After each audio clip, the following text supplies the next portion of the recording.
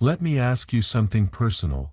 Have you ever had a moment where everything on the outside seemed fine, but on the inside, it felt like a storm was raging? You're smiling, you're showing up, you're doing all the things life expects of you.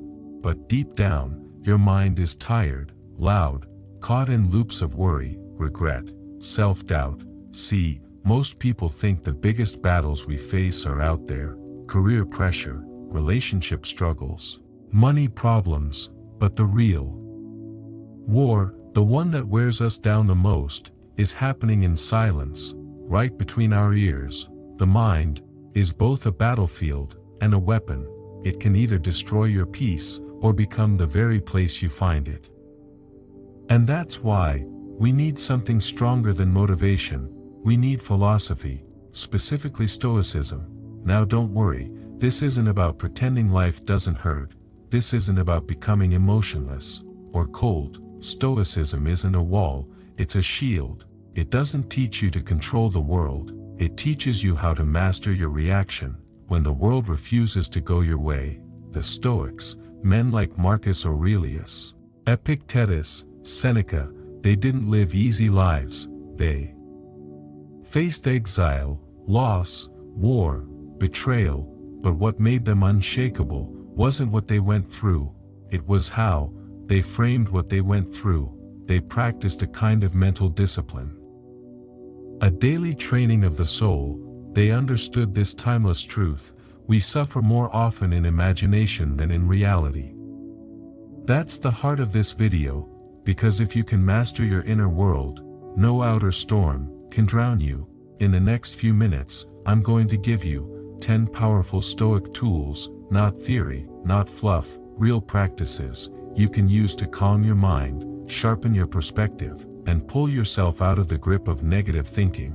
These aren't just old quotes from dead philosophers. They are battle-tested tools, used by warriors, leaders, and everyday people who chose peace over panic. So if your mind feels heavy, if you've been stuck in your own head, this video is for you, not to fix you, but to remind you of the strength you already have. Let's begin.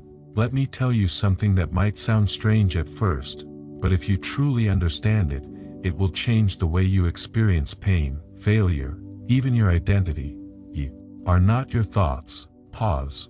Let that settle in. You're not the anxious story spinning in your head at 2 a.m. You're not the voice whispering, "You're not good enough." You're not the reel of past mistakes playing on repeat. Your thoughts are just thoughts. Some are helpful, some are harmful, some are just noise, some come from fear, but none are you. Here's the truth: your mind is like a stage. Thoughts come on, some shout, some linger, but you're not the actors. You're the one watching the play.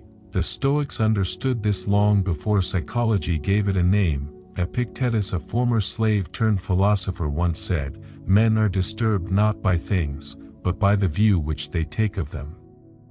It's not the breakup, it's what you told yourself it meant. It's because I'm not enough. It's because I'm always left behind. It's not the failure, it's the judgment: I'll never get it right. I must be broken. But what if the story isn't true? What if your thoughts aren't facts? What if they're just stories you've been rehearsing for years?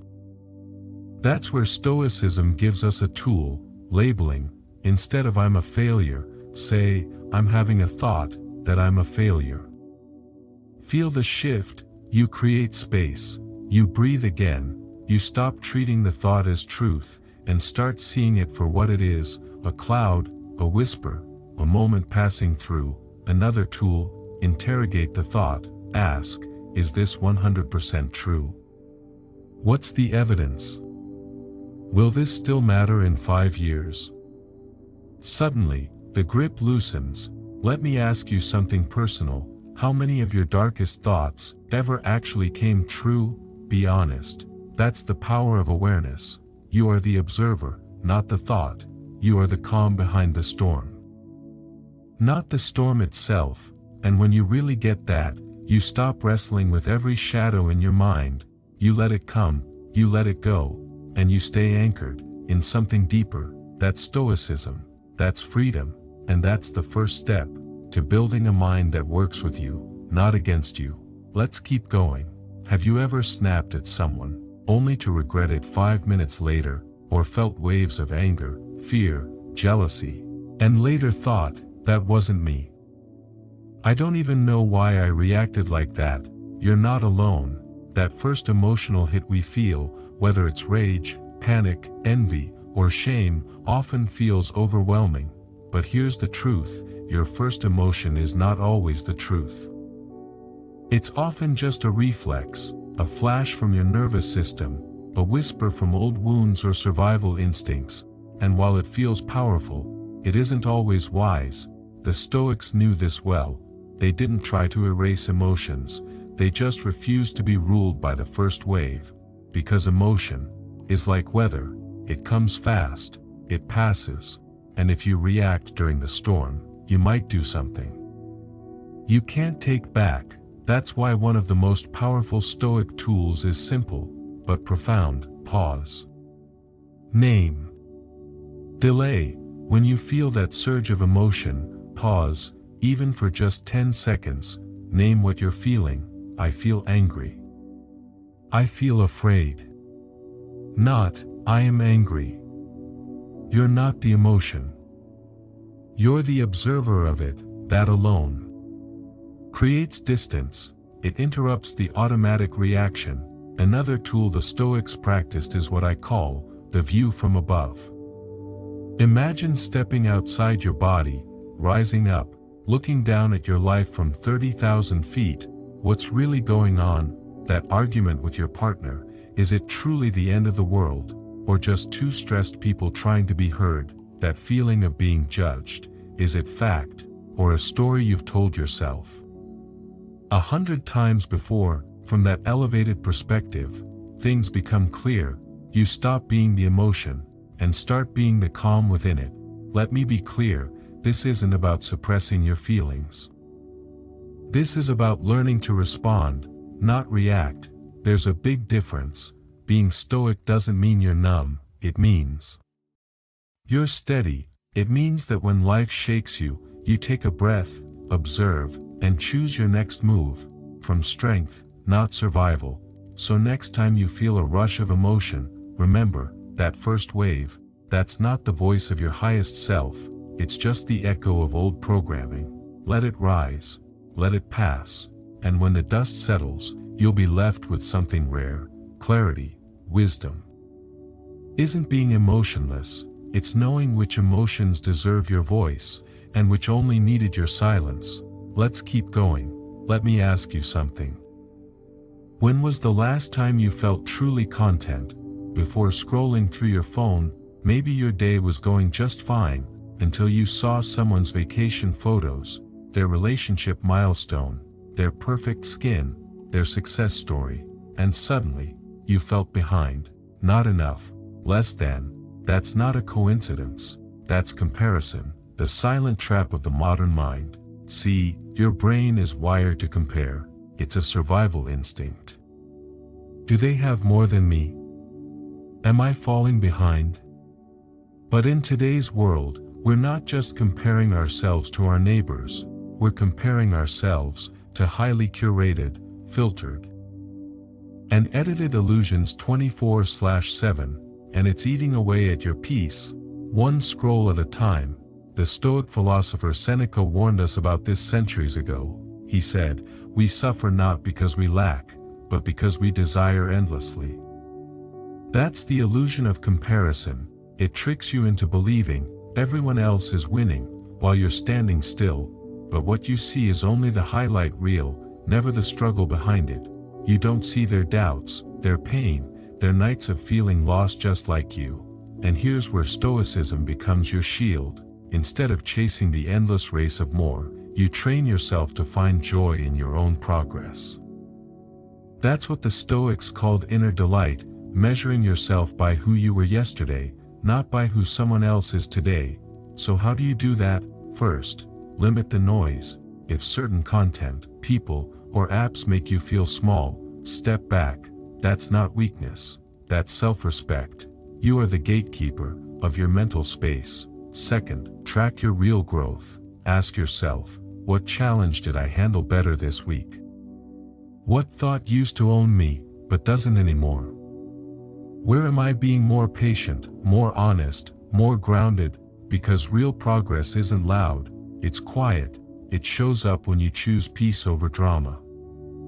When you speak up instead of staying silent, when you stop chasing applause, and start honoring your own path. The truth is, a comparing mind will always feel behind, but a grateful mind feels full, even while growing. You don't need to run faster than anyone, you just need to run true to yourself. So the next time you're tempted to compare, remember, you're not late, you're not less, you're just on a path no one else was ever meant to walk. That's where your power is.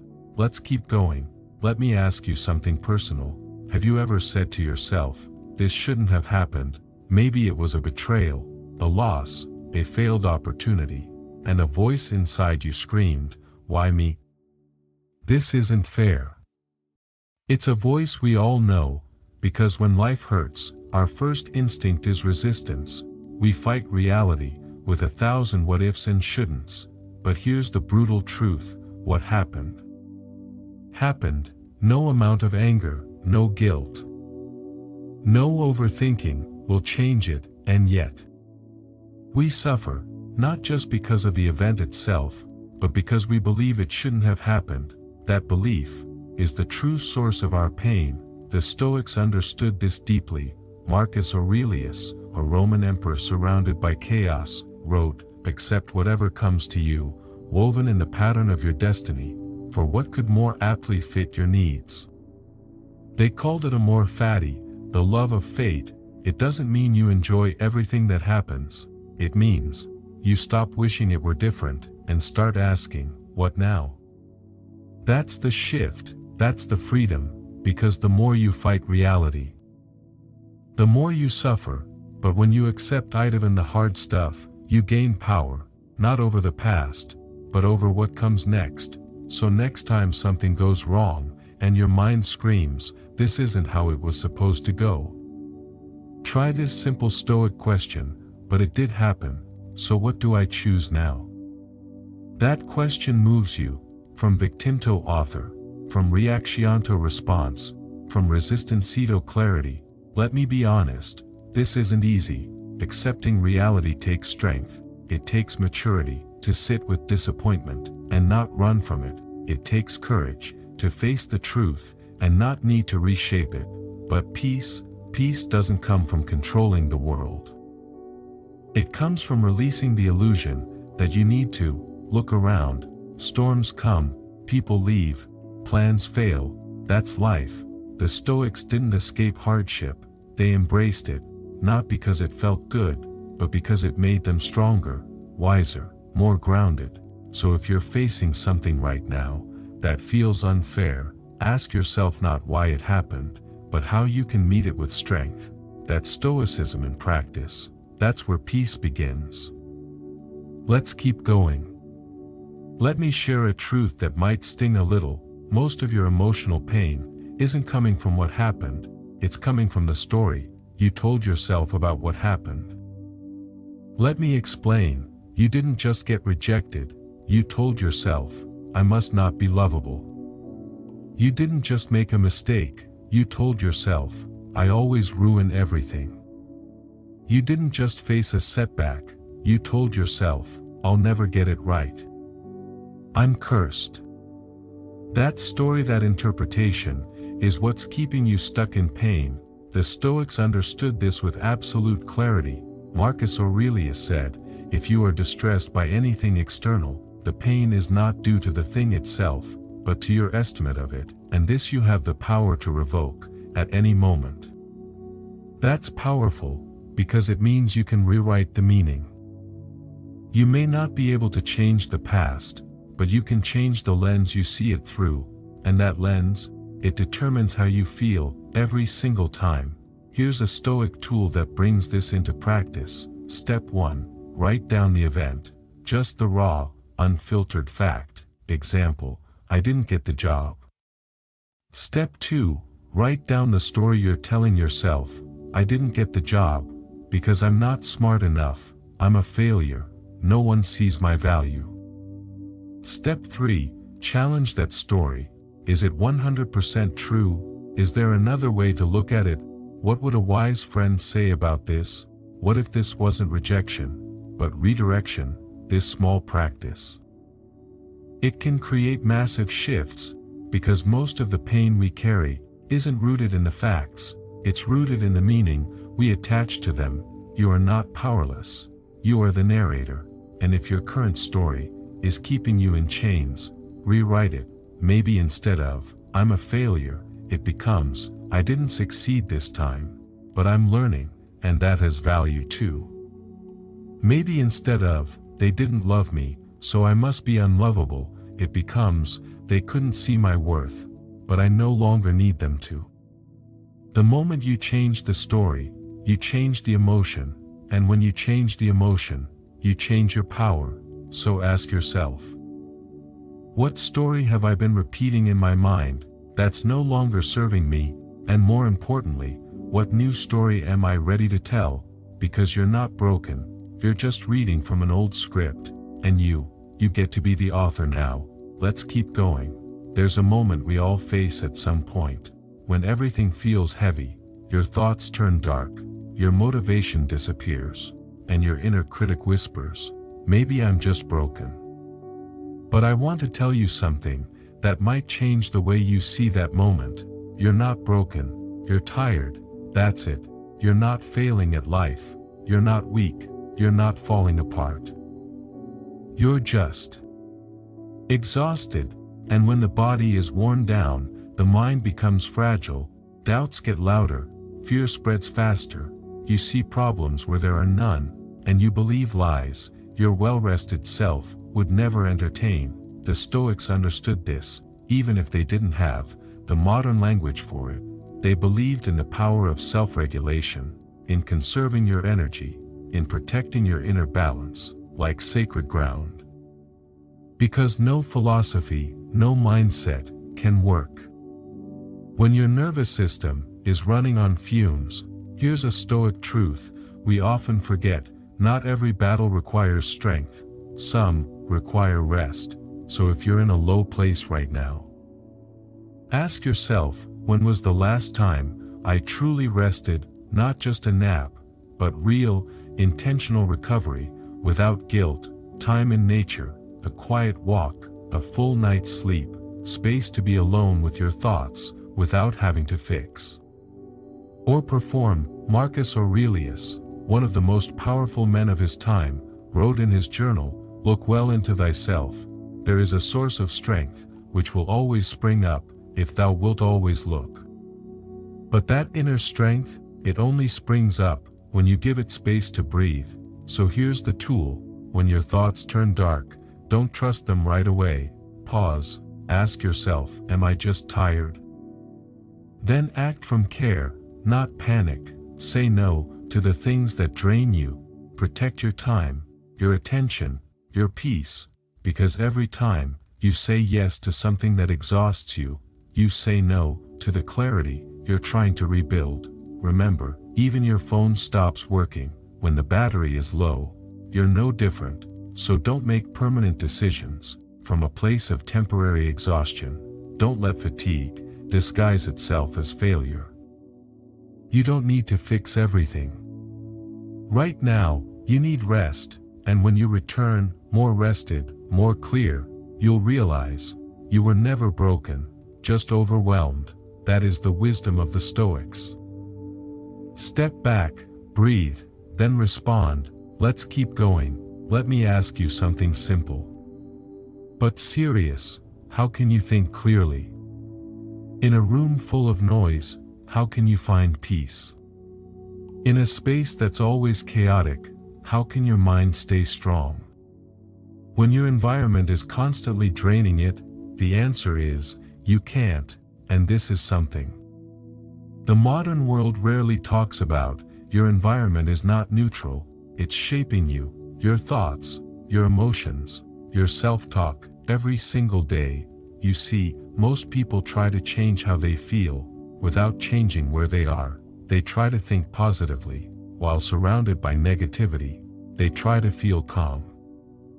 While living in clutter, they try to grow, while constantly scrolling through content that makes them feel smaller. But here's the Stoic truth: you cannot plant seeds of clarity in poisoned soil. That's why Marcus Aurelius warned, the soul becomes dyed with the color of its thoughts. And those thoughts, they're often a reflection of the space you live in, and the people you spend time with. So what can you do? Start with what's in your control, your immediate environment. First, clean your space. It sounds simple, but it's powerful. When your surroundings are chaotic, your mind mirrors that chaos. A clear space invites a clear mind. Second, audit your company. If you're constantly around people who complain, gossip, or bring drama, you're absorbing their energy, whether you realize it or not. Seneca said it best: associate with people who are likely to improve you.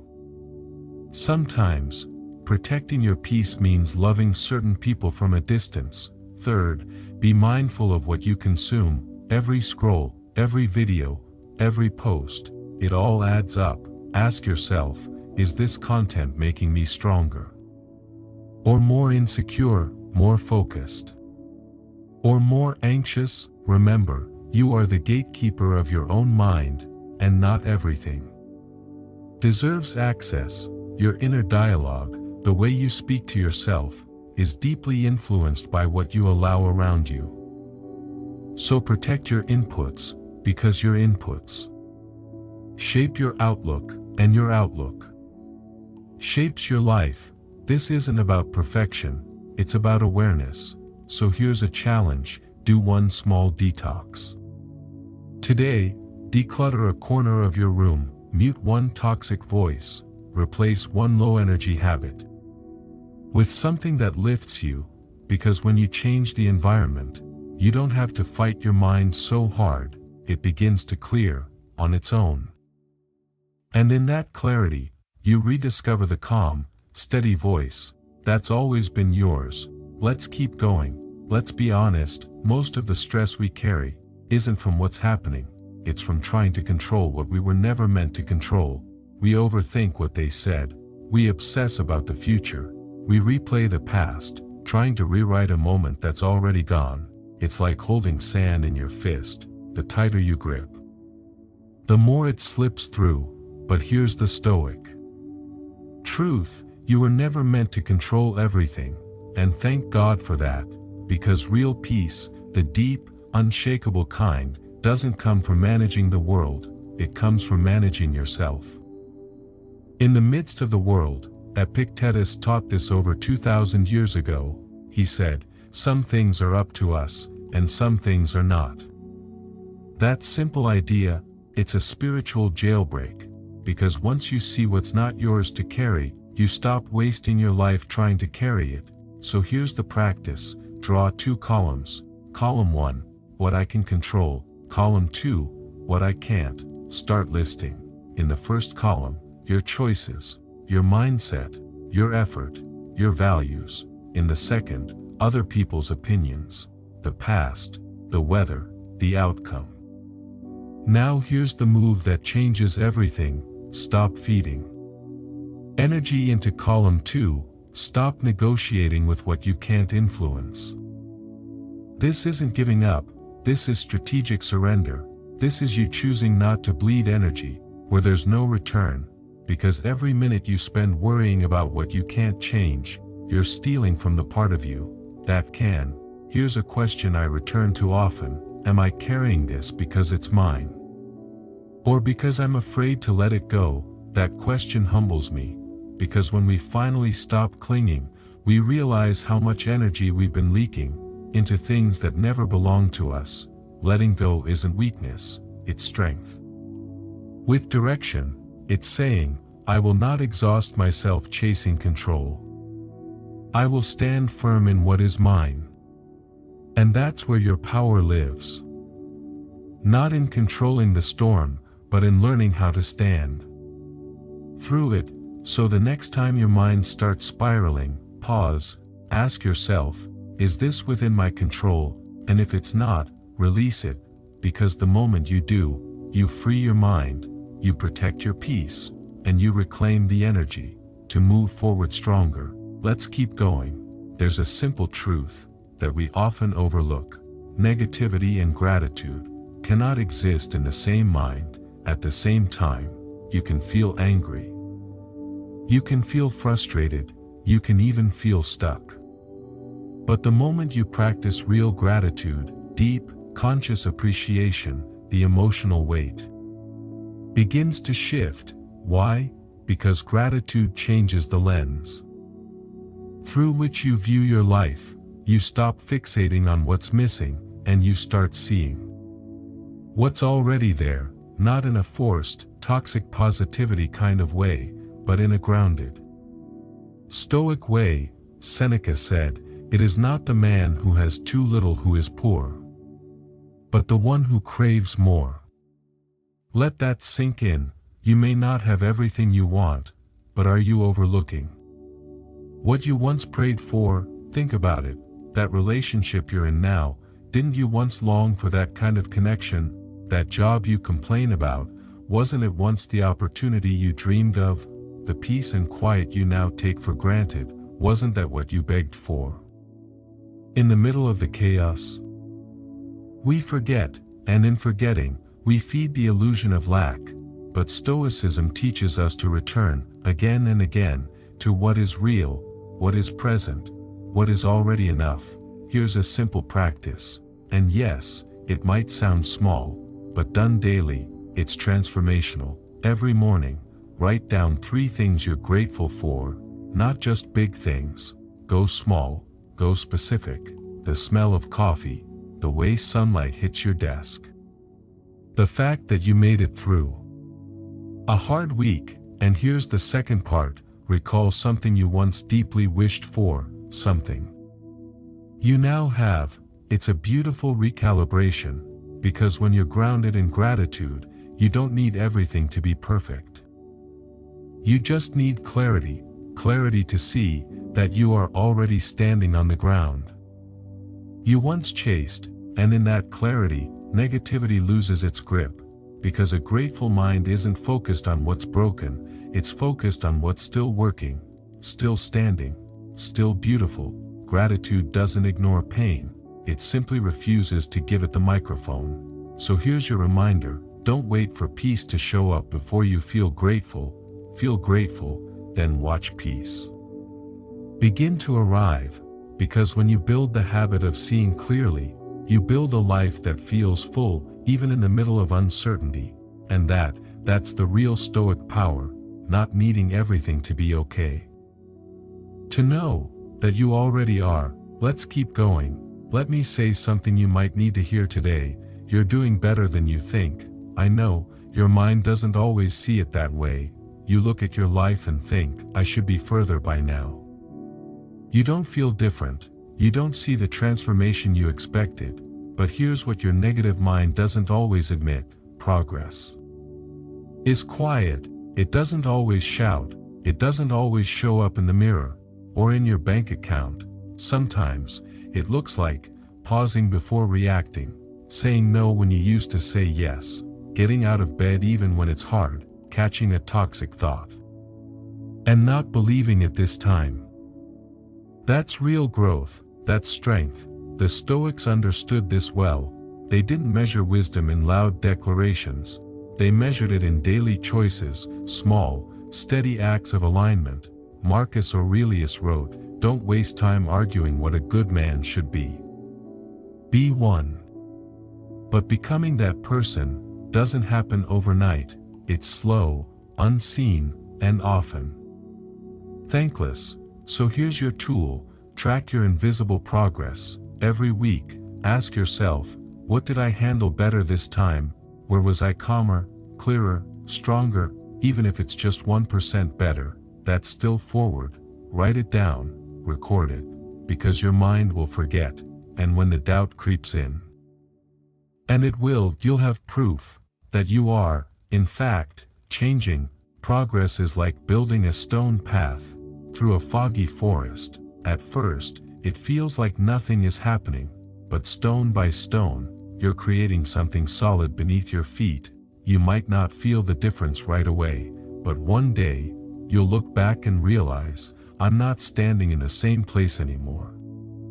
So if you're tempted to give up, don't. You're laying bricks, you're becoming someone steady, and that is the most stoic thing you can do. Remember, just because you can't see it, doesn't mean it's not happening. Your progress is real, and if you're watching your thoughts, questioning your old habits, showing up when it's hard, you're already on the path.